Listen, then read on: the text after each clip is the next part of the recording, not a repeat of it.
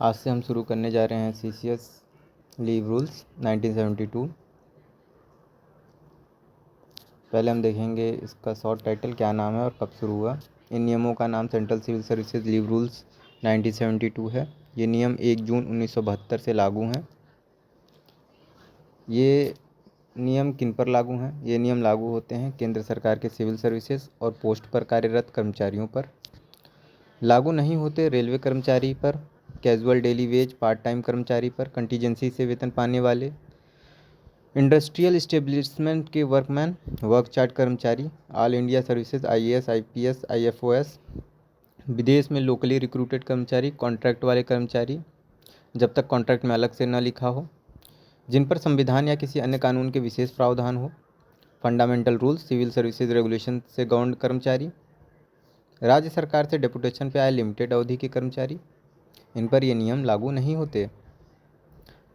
कुछ important definition देखते हैं रूल 3 के अंदर। एडमिनिस्ट्रेटर का मतलब यहाँ पे यूनियन टेरिटरी का एडमिनिस्ट्रेटर से है।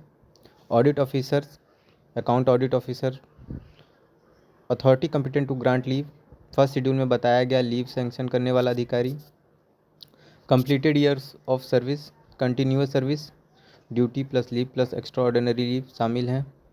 डेट ऑफ रिटायरमेंट, जिस महीने में रिटायरमेंट एज पूरी होती है उस महीने का आखिरी दिन दोपहर बाद। डिपार्टमेंट, मंत्रालय, प्लानिंग कमीशन, प्रेसिडेंट, सेक्रेटरीट आदि। Disability, right of persons with disability act 2016 के अनुसार। फॉरेन सर्विस, जब वेतन कंसोलिडेटेड फंड के अलावा किसी अन्य सोर्स से मिले। परमानेंट एम्प्लॉय, जो अस्थायी पद पर सब्सटेंटिवली नियुक्त हो या लीन रखता हो। क्वाजी परमानेंट एम्प्लॉय, 3 साल कंटिन्यूअस सर्विस के बाद टेम्प्रोरी लेकिन एक्सपेक्टेड परमानेंट पोस्ट वाला। Head of mission, ambassador, high commissioner आदि। मिलिट्री ऑफिसर, आर्म्ड फोर्सेस के commission, JCO, other ranks. Vacation department, जहां नियमित छुट्टियां मिलती हैं।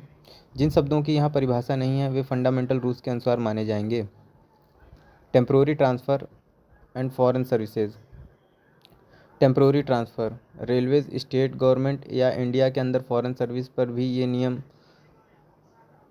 लागू रहेंगे। फॉरेन सर्विस आउटसाइड इंडिया या आर्म्ड फोर्सेज में ट्रांसफ़र होने पर लीव रूल्स उतने ही लागू होंगे जितना टर्म्स एंड कंडीशन में लिखा हो। अदर लीव रूल्स से ट्रांसफ़र, अगर कोई परमानेंट कर्मचारी दूसरे सर्विसेज से यहाँ आता है उसकी पुरानी लीव कैरी फॉरवर्ड होगी। मैक्सिमम लिमिट रूल 26 के अनुसार होगी। पहले पुरानी लीव खत्म होगी फिर नई अर्न लीव। मिलिट्री ऑफिसर के केस में एनुअल लीव प्लस 4 लॉग बराबर हाफ पे लीव कैरी फॉरवर्ड होगा। इंडस्ट्रियल इस्टेब्लिशमेंट में ट्रांसफ़र, अगर कोई कर्मचारी इंडस्ट्रियल इस्टेब्लिशमेंट फैक्ट्रीज एक्ट 1948 में चला जाता है उसे अर्न लीव हाफ पे लीव का कैश इक्विवेलेंट मिलेगा। मैक्सिमम 300 डेज तक इनकैशमेंट, DA भी शामिल होगा। वापस आने पर सुपर एनुएशन या प्री मैच्योर रिटायरमेंट पर कुल इनकैशमेंट पहले प्लस बाद में 300 डेज से ज़्यादा नहीं होगा। ओवरऑल समरी देखते हैं।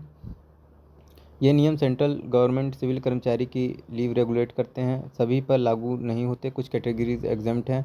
Leave carry forward foreign service, military cases और इंडस्ट्रियल ट्रांसफ़र के क्लियर प्रोविज़न दिए गए हैं। Maximum leave in cash limit 300 days हैं। Thank you.